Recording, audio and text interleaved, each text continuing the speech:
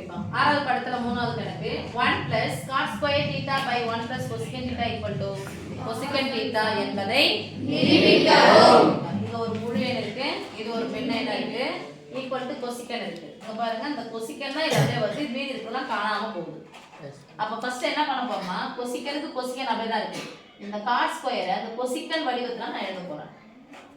cot square cosecant வடிவத்துல எழுத போறேன். நமக்கு தெரிஞ்ச ஃபார்முலா என்ன சொல்லுங்க பார்க்கலாம். 1 plus cos theta equal to cosecant theta cosecant square theta.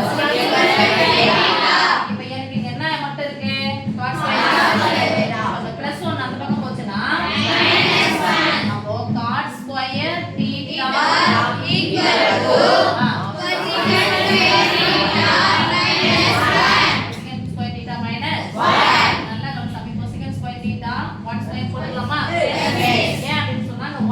cosecant theta அப்படி சொல்லிட்டு ஒன்னு இருக்கு. இப்போ என்ன பண்ண போறோம்னா 1 plus நான் அப்படியே வச்சுக்கிறேன்.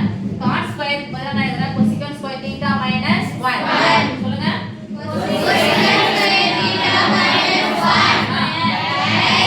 மீதி இருக்கு அப்படியே சொல்லுங்க 1 plus cosecant theta 1 plus cosecant theta 1 plus அப்படியே பாருங்க a square minus 1 எத்தனை முறை போட்டு பெருக்கினாலும் 1 தான் வரும்.